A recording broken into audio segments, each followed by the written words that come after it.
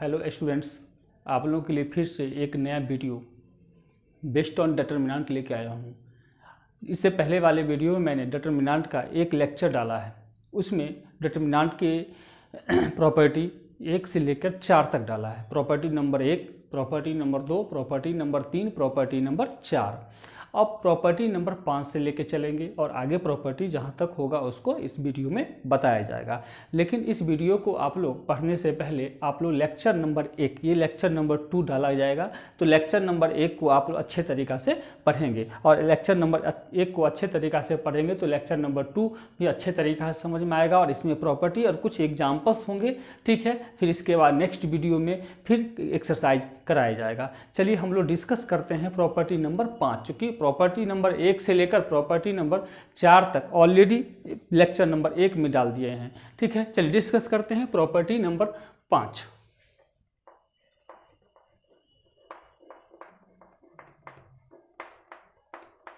ये 5 है। If any 2 rows or any 2 columns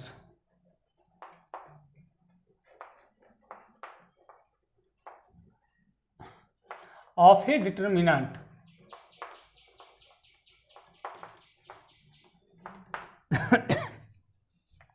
are interchanged,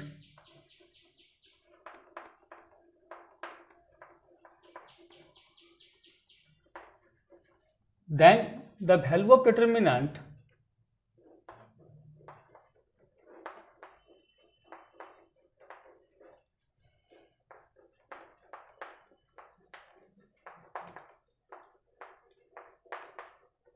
is multiplied by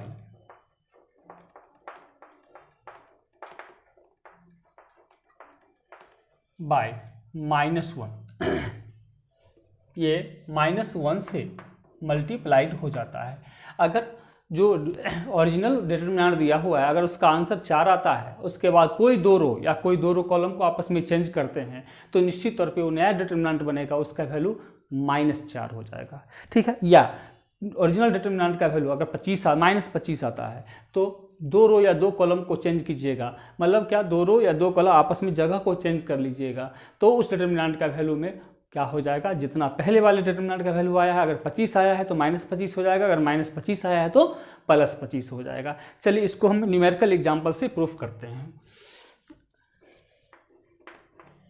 example देखिए, अगर डिटर्मिनेंट को डेल से लिखते हैं, पहले वाले वीडियो में मैंने बताया है 3, 5, 2, 1, 4, 3, 2, 5, 6 ये डिटर्मिनेंट दिया हुआ है। पहले हम इसका वैल्यू निकाल लेते हैं, क्योंकि ओरिजिनल डिटर्मिनेंट तो यही है, तो ओरिजिनल डिटर्मिनेंट का वैल्यू निकाल लेते हैं। उसके बाद कोई दो रो या कोई 2 कॉलम को चेंज करेंगे और देखेंगे कि पहले वाले डिटर्मिनेंट का वैल्यू जितना आता है उसमें माइनस से गुना होता है या नहीं है, -1 से।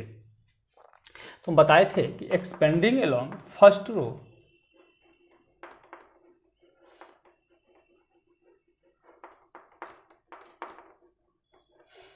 तो ये 3 होगा। अब देखिए पीछे वाले वीडियो में जा करके यहाँ पर 4, 3, ये 5, 6 है, ये प्लस ये माइनस हो जाएगा। मैंने कहा कि पीछे वाले वीडियो में जाके देखना आपको। ठीक है, तो 1, 3, 2, 6 है। अब प्लस फिर 2 आएगा, क्या है, इस रो को और इस कॉलम को छोड़ देना है तो बचेगा, उसी को लिखना है 2, 5। चलिए इसको कैलकुलेट करते हैं।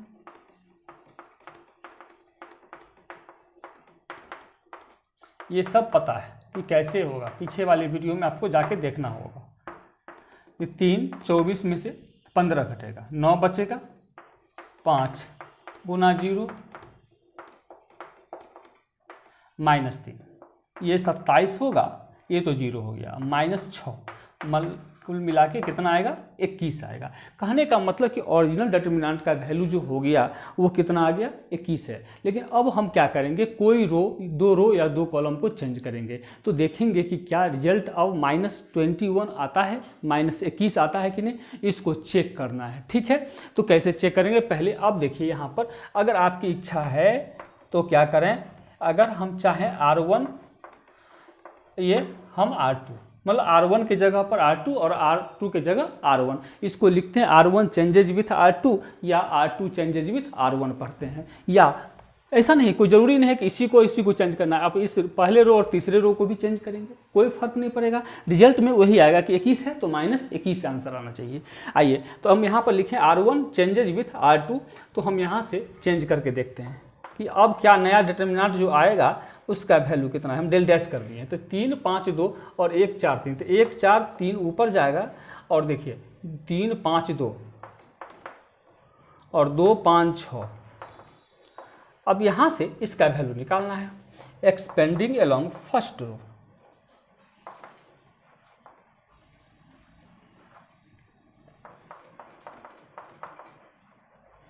तो एक्सपेंडिंग अलोंग फर्स्ट रो करते हैं तो एक, अब इस तय है कि आएगा आंसर 21 में माइनस लगेगा -21, तो 1 को छोड़ दीजिए और इसके सामने जो रो और कॉलम पड़ता है उसको छोड़ दीजिए। तो यहाँ पर 5 2 5 6 है, और फिर है -4 लिखोगे और ये देखिए 4 को छोड़ दीजिए, 4 के सामने रो और कॉलम को छोड़ दीजिए, 3 2 और 2 6, तो 3 2 और ये 2 6 है। अब +3 है, ये छोड़ दीजिए, इसको ये छोड़ दीजिए, 3 5 2 5, 3 5 2 5,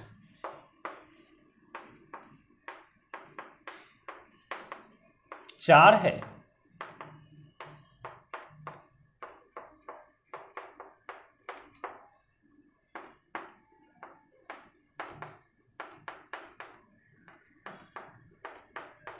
पंद्रह में से 10 जाएगा 5, ये देखिए 20 14 चौका 56 और 5 दिया 15, ये कितना हो जाएगा 20 और 15 35 -56, ये -21। मैंने क्या कहा था कि देखिए यहाँ पर 21 आया तो यहाँ पर क्या रिजल्ट आया -21 आया, इसीलिए कोई भी 2 रो या 2 कॉलम को आपस में चेंज करेंगे तो उस डिटर्मिनेंट का वैल्यू क्या होगा -1 के गुणित हो जाएगा। ठीक है, अब है ये प्रॉपर्टी नंबर 6। प्रॉपर्टी नंबर 6 है, if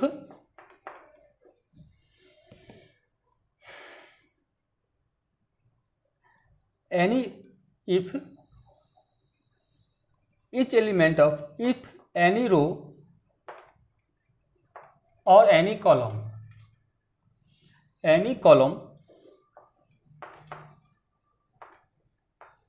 of a determinant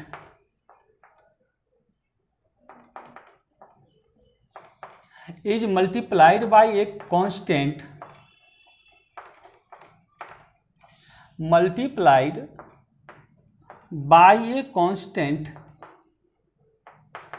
then the value of determinant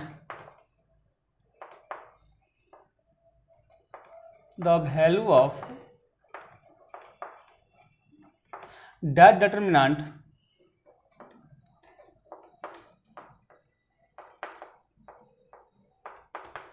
is multiplied by that constant। जैसे एग्जाम्पल बताते हैं, जैसे हमारे पास एक डिटर्मिनेंट है 1 2 3 2 4 5 5 7 2, पहले इसका वैल्यू निकाल लेते हैं, फिर उसके बाद हम लोग रूल पे चलेंगे कि मैंने रूल में क्या बताया है। क्योंकि रूल को फॉलो तभी किया जा सकता है जब आपको पहले वाले डिटर्मिनेंट का वैल्यू पता हो। तो यहाँ पर हम क्या करते हैं कि एक्सपेंडिंग करके हम पहले वाले डिटर्मिनेंट का वैल्यू निकाल लेते हैं। तो एक्सपेंडिंग अलोंग फर्स्ट रो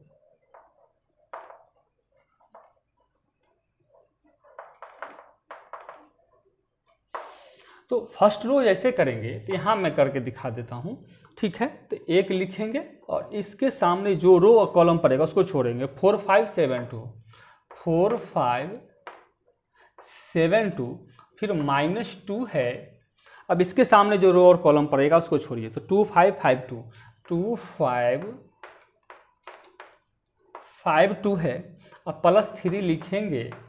अब यहाँ से इसके सामने जो रो कॉलम पड़ेगा उसको छोड़ देना है, तो 2 4 5 7 2457, ये कितना हो जाएगा, ये देखिए 8 माइनस 35 और 2, ये 4 माइनस 20 अब प्लस 3 और ये 14 माइनस 5 चौक 20 हो जाएगा। ये थोड़ा सा स्पेस कम हो रहा है। अब 35 में से 8 जाएगा माइनस 27 और 2 और 4 में से 20 जाएगा माइनस 16, उसके बाद 3 और 14 में से 20 जाएगा माइनस 6। ये देखिए -27 प्लस 32 और ये 18 है, ये कितना होगा 45 प्लस 32, ये 5 में से 2 जाएगा 3, 4 में से 3 जाएगा 1, -13। मतलब इस डिटर्मिनेंट का जो वैल्यू आया ये कितना आएगा -13 आएगा। अब हम रूल पे चलते हैं। रूल क्या कहता है, रूल कहता है कि if any row or any column of a determinant is multiplied by a constant then the value of determinant is multiplied। मतलब कांस्टेंट से अगर किसी रो या कॉलम में मल्टीप्लाई किया जाए तो उस डिटर्मिनेंट का वैल्यू उस डिटर्मिनेंट का वैल्यू जो होगा उस कांस्टेंट के गुणित हो जाता है, मल्टीपल। जैसे कि अब मान लें 4 से गुना करेंगे इसमें, इस रो में, फर्स्ट रो में, तो इसका आंसर अब नया डिटर्मिनेंट बनेगा, तो नया डिटर्मिनेंट का वैल्यू कितना होगा, तो 13 चौका 52 हो जाएगा। ठीक है, ये कहने का मतलब है। चलिए मैं इसको किसी भी कांस्टेंट से मल्टीप्लाई करके दिखाते हैं।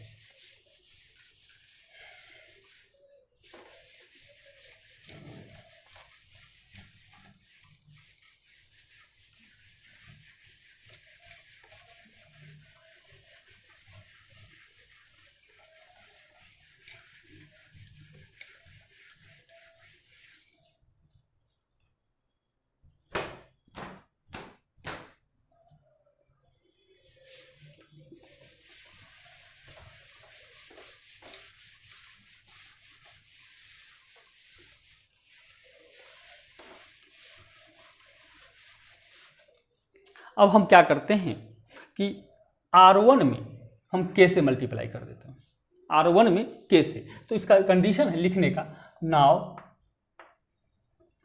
R1 is changes with 4R1। कहने का मतलब यही को, मतलब डिटर्मिनेंट का किसी रो में, मतलब फर्स्ट रो में मैंने 4 से गुना किया तो ओरिजिनल डिटर्मिनेंट का वैल्यू कितना है, -13 है। तो अब जो नया डिटर्मिनेंट बनेगा पहले रो में 4 से गुना करने पर, मैंने पहले रो में 4 से गुना करके बताया है, आप किसी भी रो में नियम ही लिखा है, किसी भी रो में करिए, ठीक है, तो उतना का गुणित हो जाएगा। कोई ज़रूरी नहीं है एक ही रो में, तीनों रो में 3 अलग अलग संख्या से गुना कीजिएगा कांस्टेंट से, तो तीनों संख्या के तीनों कांस्टेंट से ओरिजिनल डिटर्मिनेंट के जितना वैल्यू आएगा उसका गुणित हो जाएगा। चलिए मैं वो भी करके दिखाऊंगा। तो अब यहाँ से देखिए नया डिटर्मिनेंट क्या बना, नया, चूंकि हम R1 में 4 से गुना करते हैं, 4 हो जाएगा, ये 8 हो जाएगा, ये 12 हो जाएगा। तो 4 8 12, 2 4 5 और 5 7 2। अब इसको क्या करना है, एक्सपेंडिंग करना है और देखना है कि मेरा आंसर -52 आता है या नहीं है। चलिए मैं करके दिखाता हूं। एक्सपेंडिंग अलोंग फर्स्ट रो,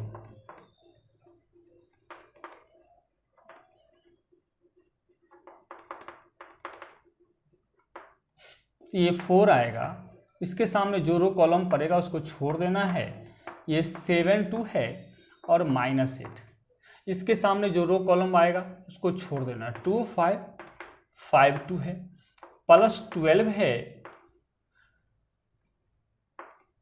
ये छोड़िए, 2 4 5 7, ये 4 -25,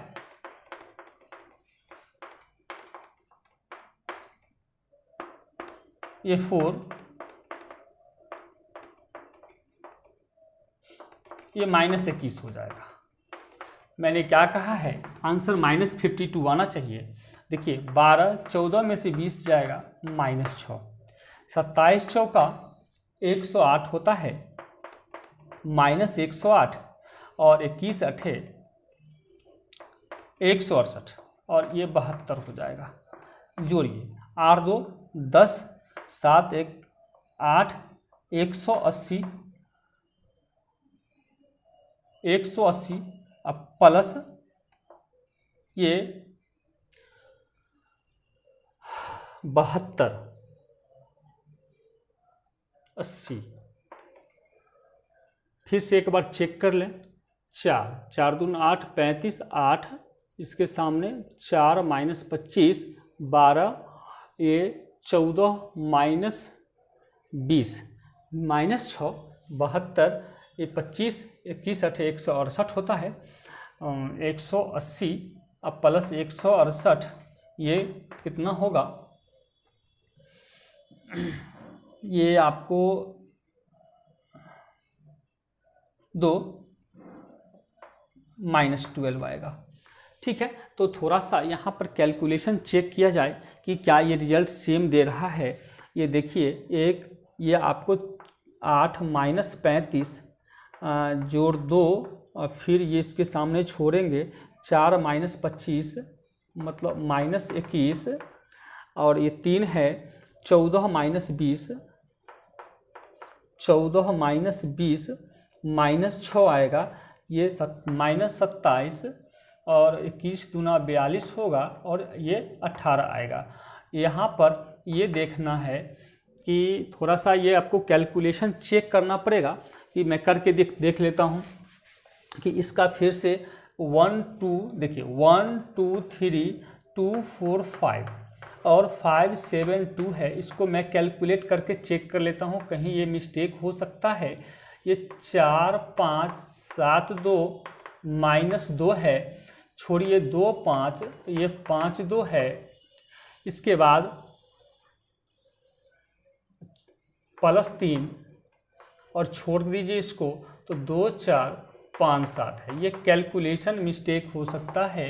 ये देखिए 8 माइनस 35 और माइनस 2, ये 4 माइनस 25 अब प्लस 3 14 माइनस 20, ये कितना हो जाएगा? माइनस 27 और माइनस 2 25 में से 4 जाएगा माइनस 21 और 3 14 में से 20 जाएगा माइनस 6, ये माइनस 27 प्लस 21 दूना 42 माइनस 18 8 7 15 2 1 3 45 अब प्लस 42, बिल्कुल ये माइनस 3 आने वाला है। यहाँ पर थोड़ा सा आप कैलकुलेशन मिस्टेक हो गया है। यहाँ पर रिजल्ट जो आएगा क्या आएगा? माइनस 3। ओरिजिनल डिटर्मिनेंट इसका वैल्यू जो आएगा माइनस 3 आएगा और इसका देखिए माइनस 12। तो क्या 4 से गुना नहीं हो गया? यहाँ 13 नहीं होगा, थोड़ा सा कैलकुलेशन मिस्टेक हो गया, माइनस 3 होगा। तो माइनस 3 को 4 से, चूंकि फर्स्ट रो में 4 से गुना किए तो माइनस 12, देखिए 4 का गुणित हो गया कि नहीं। तो कहने का मतलब ये हुआ, जनरली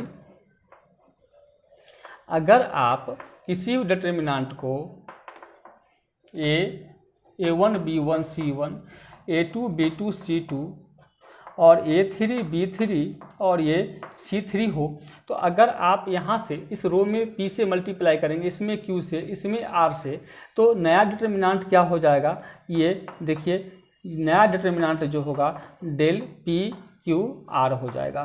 कहने का मतलब यही हुआ कि अगर इसका वैल्यू डेल है तो नया डिटर्मिनेंट अगर इसमें अगर हम R1 में P से मल्टीप्लाई करते हैं, P R1 और R2 में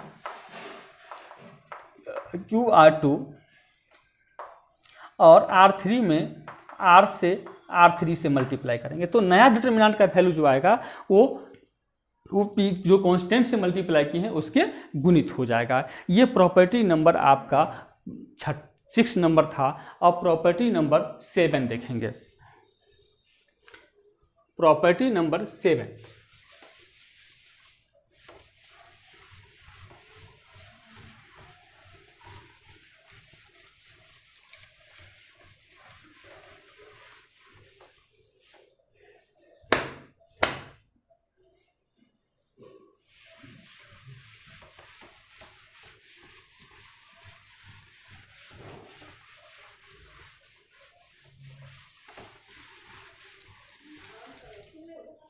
प्रॉपर्टी नंबर 7 है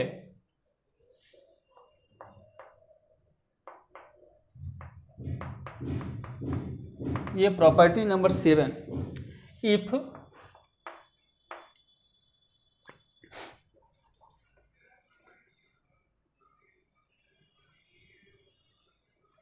each element of any row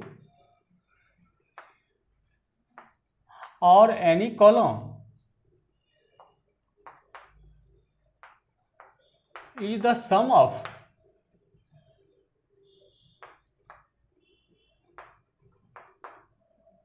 two or more elements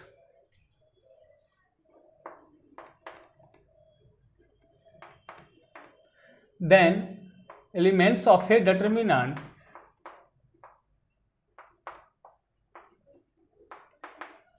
then the value of determinant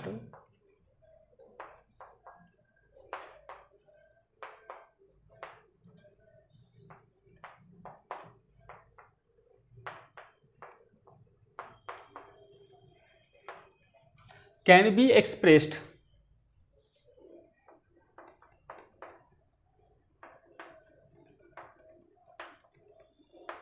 as the sum of two or more other determinants.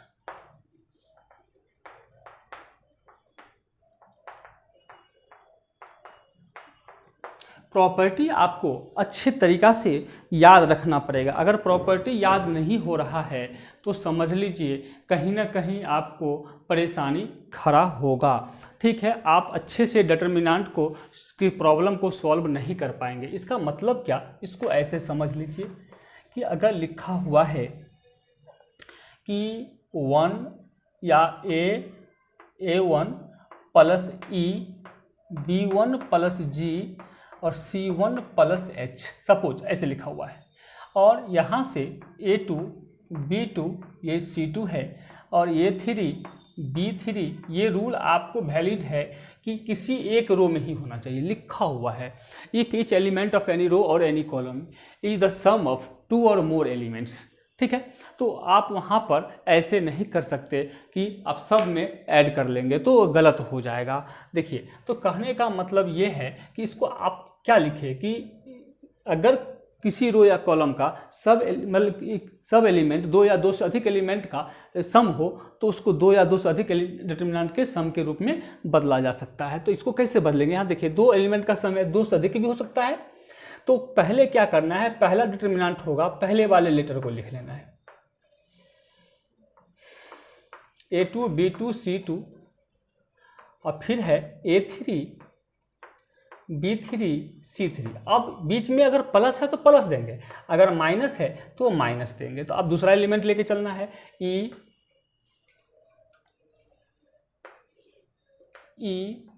g h, और a2 b2 c2 a3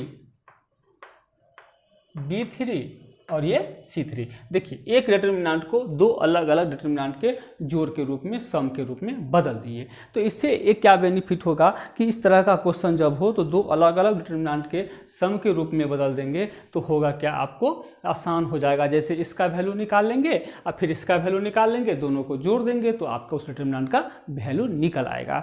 ठीक है, अब है property number 8 है। देखिए आप किसी भी डिटर्मिनेंट के रो और कॉलम को, दो रो या दो कॉलम को ऑपरेशन कर सकते हैं तो डिटर्मिनेंट के वैल्यू में कोई परिवर्तन नहीं होता है। ठीक है, तो यहाँ पर देखिए by doing the operation of A determinant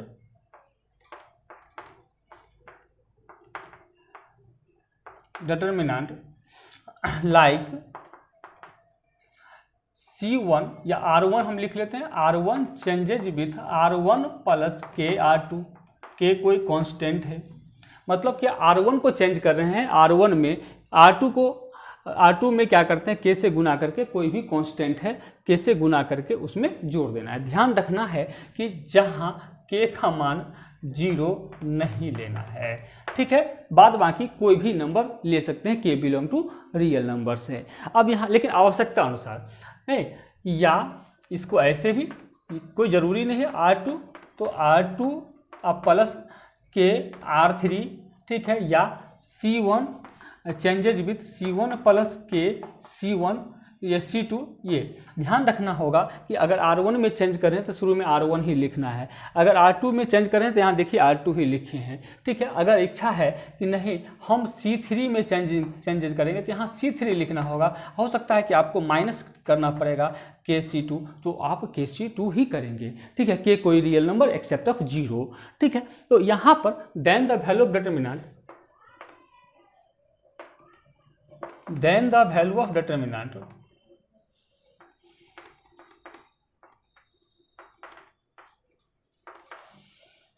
does not change।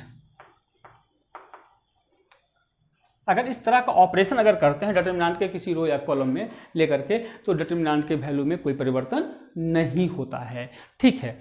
ये कहने का मतलब है। जैसे हम एक एग्जांपल से थोड़ा सा समझाएं, ज़्यादा एग्जांपल तो इसमें बनेगा नहीं, फिर भी यहाँ देखिए लिखा हुआ है कि अगर A B C है और A, या आप 1 1 ले लीजिए पहले, 1 1 1 A B C और A स्क्वायर B स्क्वायर और C स्क्वायर, इस तरह का कहेगा इसका वैल्यू निकालिए, तो आपको ऑपरेशन करना पड़ेगा। आप डायरेक्ट एक्सपेंडिंग नहीं करेंगे। अगर डायरेक्ट एक्सपेंडिंग जैसे करते आए हैं वैसे करेंगे तो आपको नंबर नहीं मिलेगा। इसीलिए आपको क्या करना है, इसके प्रॉपर्टी, इसके ऑपरेशन को लगाना पड़ेगा। तो ऑपरेशन में एक और मार्मिक बात मैं बता दूं कि आपको डिटर्मिनेंट को सॉल्व करने में क्या करना है, छोटा से छोटा डिजिट को लाना है। कैसे लाएंगे, वो ऑपरेशन करके लाएंगे। ऑपरेशन तो आपके हाथ में है, लेकिन मैं बता दूं कि जितना छोटा हो जाएगा, जैसे 0 तक हम पहुंच गए तो समझिए हमारा विजय हो गया, हम उस क्वेश्चन को बना पाएंगे। तो हम कोशिश करते हैं, अगर एक एक किसी रो या कॉलम में हो तो उसको ऑपरेशन करके क्या करना है, 0 लाते हैं, पहला स्टेप है कि नहीं। तो यहाँ पर देखिए आखिर हम कौन सा ऑपरेशन करेंगे, तो देखिए 0 कैसे लाएंगे, तो इसमें से घटाएंगे, इसमें से घटाएंगे, तो ये क्या है, तो हम यहाँ 0 लाना चाहते हैं। तो देखिए C1 माइनस C2, चूँकि हम इसको घटाना चाहते हैं। अब फिर यहाँ 0 लाना चाहते हैं तो हम यहाँ क्या लिखेंगे, C2। अब देखिए C2 माइनस C3, कोई ज़रूरी नहीं है गुना करने का, वैसे ही 0 आ गया तो हम गुना क्यों करें किसी कांस्टेंट से। तो इस डिटर्मिनेंट का कोई वैल्यू पर चेंजिंग नहीं आने वाला है। डिटर्मिनेंट का जो वैल्यू ओरिजिनल डिटर्मिनेंट का है, जो ऑपरेशन करने के बाद जो आएगा, उस डिटर्मिनेंट का भी वैल्यू सेम आएगा, ठीक है। तो हम यहाँ से क्या करते हैं कि ऑपरेशन फिर समझिए कि हम यहाँ 0 लाना चाहते हैं। तो ये देखिए ये C1 है, ये C2 है, ये C3, लेकिन ऐसे देखिएगा तो R1 R2 R3, तो हम ऑपरेशन कर रहे हैं C1 माइनस C2, तो हम यहाँ 0 लाना चाहते हैं, तो ये एक में से गया 0, फिर इसमें से तो घटाएंगे तो एक में से गया 0। तो यहाँ पर हम क्या लिखेंगे, देखिए डिटर्मिनेंट है, ये 0 हो जाएगा, ये 0। देखिए 0 अगर आ गया तो समझिए आप क्वेश्चन सॉल्व कर लिए। अब हमको जो ऑपरेशन यहाँ किए हैं वही ऑपरेशन यहाँ करना होगा। ये नहीं कि 0 ला लिए तो समझिए कि बन गया, ऐसा नहीं है। सारे कॉलम में आपको ऑपरेशन करना पड़ेगा। तो यहाँ क्या होगा, A माइनस B, यहाँ क्या होगा B माइनस C, यहाँ C होगा चूँकि उसमें चेंजिंग नहीं कर रहे हैं। यहाँ क्या हो जाएगा A square minus B square, यहाँ क्या होगा B square minus C square, ये C स्क्वायर होगा। चलिए मैं इधर करता हूँ। अब यहाँ से देखिए अगर किसी रो या कॉलम में अगर 0 आ गया, ठीक है, तो समझिए कि आप वहाँ पर एक्सपेंडिंग करेंगे। लेकिन ध्यान रखना है, अगर 3/3 ऑर्डर का डिटर्मिनेंट है तो कम से कम किसी रो या कॉलम में 2 एलिमेंट 0 हो, तो आप वहाँ पर डायरेक्ट एक्सपेंडिंग भी कर सकते हैं, कॉमन भी ले सकते हैं। मैं चलिए कॉमन करके बताता हूँ, इसको और सिंप्लीफाई किया जा सकता है। देखिए 0 0 1 है, ये A माइनस B, ये B माइनस C और ये C, A square minus B square, A minus B और A प्लस B आएगा, B माइनस C और ये और B प्लस C आएगा और ये आपको C स्क्वायर। अब देखिए यहाँ से कॉमन लेने की बात सोचिए, तो कॉमन ले जैसे अभी मल्टीप्लाई किए थे तो किसी रो या कॉलम में 100 एलिमेंट के साथ किए थे तो हम 100 एलिमेंट से निकाल भी सकते हैं, ठीक है। तो यहाँ पर क्या होगा कि गौर करिए, इस रो कॉलम में फर्स्ट कॉलम में A माइनस B मिलता है, सेकेंड कॉलम में A minus B minus C मिलता है। तो हम लिखेंगे taking common A minus B and B minus C respectively from C1 and C2। तो अगर हम इससे A माइनस B कॉमन लेंगे और इससे B माइनस C कॉमन लेंगे तो 0 बचेगा, यहाँ 1 और A प्लस बी, 0 1 और बी प्लस सी, इससे तो कुछ कॉमन ले ही नहीं रहे हैं। ध्यान देंगे कि हम कॉमन C1 और C2 से, तो इसमें तो कॉमन नहीं ले रहे हैं, इसीलिए ये चलेगा, कोई परेशानी नहीं है। अब देखिए हमने क्या कहा, किसी रो या कॉलम में सब एलिमेंट अगर 2 एलिमेंट कम से कम 0 हो जाए तो एक्सपेंडिंग कर देना। तो एक्सपेंडिंग कर देंगे तो यहाँ पर प्लस होता है, तो 0 से देखिए 0 लिखिएगा तो इसका हमने जो पड़ेगा छोड़ दिया, रो और कॉलम, तो इसी से मल्टीप्लाई कीजिएगा, तो 0 से मल्टीप्लाई किया तो क्या रिजल्ट आएगा 0, इसीलिए उसे करना ही नहीं है। तो हम क्या करते हैं, डायरेक्ट जहाँ से हमारा परिणाम आएगा वहाँ से आपको मल्टीप्लाई करके सिखा देते हैं। देखिए तो यहाँ इसको छोड़ देना है, प्लस माइनस प्लस है, तो ये 1 है और ये 1 लिखेंगे इनटू, यहाँ मैं लिख देता हूँ, ये इसके सामने जो रो 1 के सामने जो पड़ेगा रो कॉलम छोड़ देना है, तो क्या बचेगा 1 1 बचेगा, 1 1 और ए प्लस बी और ये b प्लस सी, तो a माइनस बी है और b माइनस सी, और ये b प्लस सी माइनस से गुना कर दीजिए, ये b से b जाएगा, तो देखिए इसका ये साइक्लिक फैक्टर कहलाता है, a minus B, b minus C और ये c माइनस सी, तो ये आपको हो गया। अब देखिए इस तरह का और क्वेश्चन हो सकता है प्रैक्टिस के लिए, फॉर प्रैक्टिस, ये 1 1 यहाँ हो सकता है, ए बी सी यहाँ हो सकता है, A square B square C square यहाँ हो सकता है, आंसर उतना ही होगा।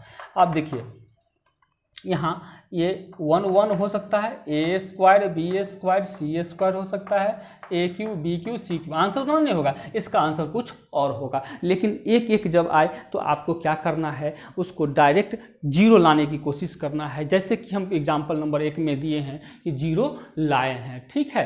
तो 0 लाने के बाद आपको क्या होगा कि सिंप्लीफाई करने में सुविधा हो जाएगा, ठीक है। ये रहा 8 प्रॉपर्टी है। अब कुछ एग्जांपल्स देखते हैं, ये 8 प्रॉपर्टी इंपॉर्टेंट प्रॉपर्टी है, ठीक है।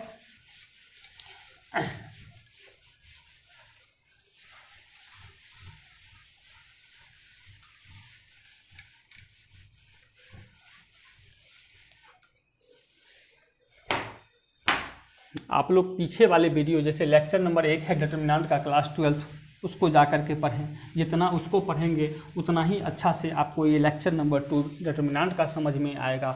इसीलिए बार बार कोई ज़रूरी नहीं है कि वीडियो अपलोड होते ही इसको पढ़ने लगें, आप उस वीडियो को पढ़ें जिसको आप पहले डाला गया है और अच्छे तरीक़ा से समझें, ठीक है।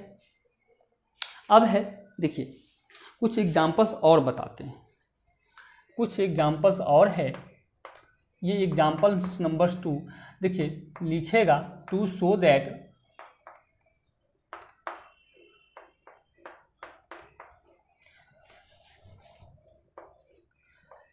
एक्स या A B C, B plus C है, सी प्लस ए और ए प्लस बी है, और ये 1 1 1 कर देते हैं, और आपको दिखाना है 0। कैसे 0 दिखाएंगे, ये कैसे 0 दिखाएंगे ये देखना है। तो आपको 3 प्रॉपर्टी, इससे पिछले वाले लेक्चर में वीडियो में मैंने डाला है कि 3 प्रॉपर्टी 0 प्रॉपर्टी को प्रूफ करने के लिए इनफ है, ठीक है। इससे अधिक आपको आने वाला नहीं है, अगर आएगा तो जैसे सबको परेशानी होगा वैसे आपको ही परेशानी है, लेकिन मेरा मानना है कि आपको आएगा ही नहीं। वो 3 प्रॉपर्टी क्या है, किसी डिटरमिनेंट के कोई 2 रो या 2 कॉलम आइडेंटिकल होता है, मतलब एक जैसा होता है तो उसका वैल्यू 0 हो जाता है। किसी डिटरमिनेंट का 2 रो या 2 कॉलम अगर समानुपाती होता है, प्रोपोर्शनल होता है, तो वहाँ पर उसका वैल्यू 0 होता है। उसका तीसरा प्रॉपर्टी बताया है, किसी डिटरमिनेंट का किसी रो या कॉलम का सब एलिमेंट 0 हो जाए तो उस डिटरमिनेंट का वैल्यू 0 हो जाता है। तो चलिए हम इसको वही प्रॉपर्टी लगाने की कोशिश करते हैं। एलएचएस है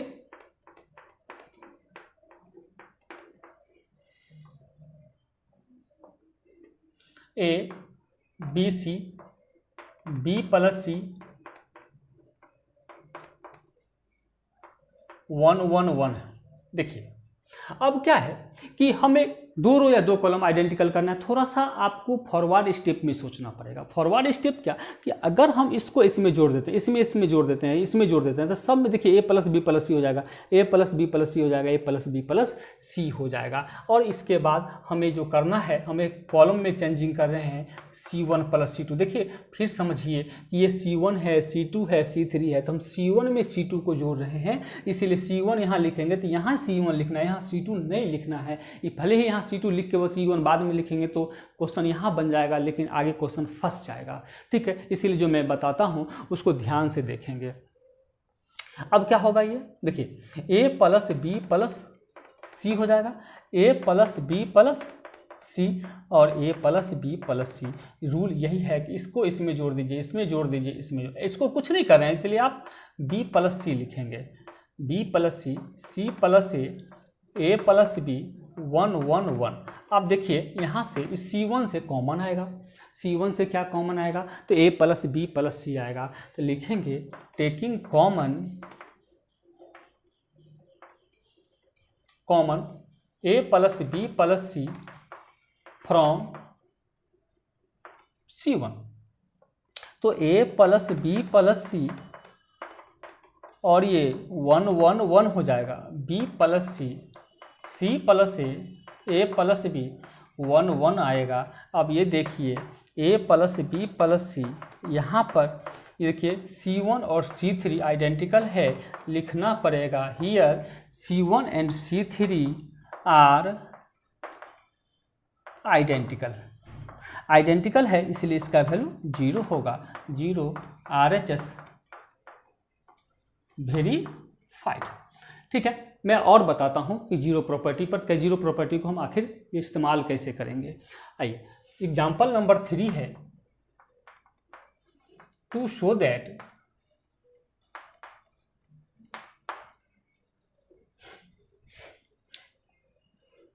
AB BC CA और यहाँ पर C A प्लस B,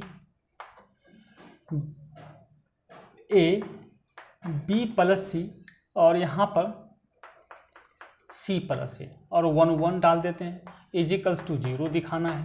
कैसे होगा, चीज़ वही काम करना हमको। देखिए LHS है AB BC CA,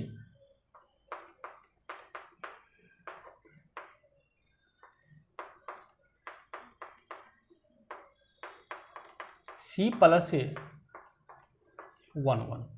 यहाँ से क्या करना है,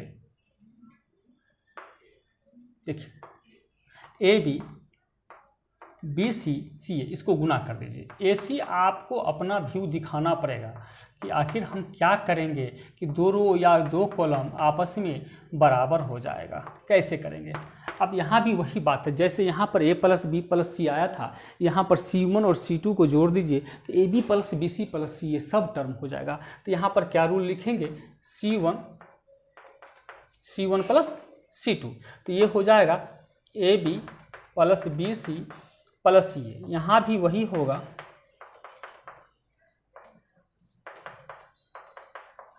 CA और बाद बाकी को लिख दीजिए, AC plus BC, AB plus AC, BC plus AB, 1 1 1। अब यहाँ से ये कॉमन आ जाएगा, तो कॉमन आएगा तो AB प्लस BC, C1 से कॉमन आएगा CA। बचता क्या है हमारे पास, 1 1 1, AC plus BC, AB plus AC, BC plus AB, 1 1 1। अब यहाँ पर देखिए, यहाँ भी आपको देखिए ये ही है C1 and C3 are identical है, तो ये क्या होगा, AB plus BC plus CA into 0 equals to 0, RHS verified हो गया। अब देखिए नेक्स्ट वीडियो में, इस वीडियो में तो इतना ही, अब नेक्स्ट वीडियो में आप लोगों के लिए और सारा एग्जाम्पल लेके आऊँगा और ये डिटर्मिनेंट का लास्ट वीडियो होगा, लेक्चर नंबर 3। ये लेक्चर नंबर 1 पहले डाल दिया हूँ, लेक्चर नंबर 2 आज डाला जाएगा और लेक्चर नंबर 3 जो लेक्चर नहीं एग्जाम्पल होगा, इस बेस जितना प्रॉपर्टी बताए हैं। तब तक आप लोग पढ़ते रहें और लाइक और सब्सक्राइब और शेयर करते रहें, इससे मेरा मनोबल बढ़ता है। इसमें आपको कोई खर्च तो होता नहीं है, लाइक बटन भी सामने होता है, सब्सक्राइब बटन भी सामने होता है और शेयर भी कीजिए ताकि आपके दोस्तों को जो इस तरह के पढ़ाई से वंचित हो उनको फ़ायदा मिल सके। चलिए इस वीडियो में इतना ही, थैंक्स।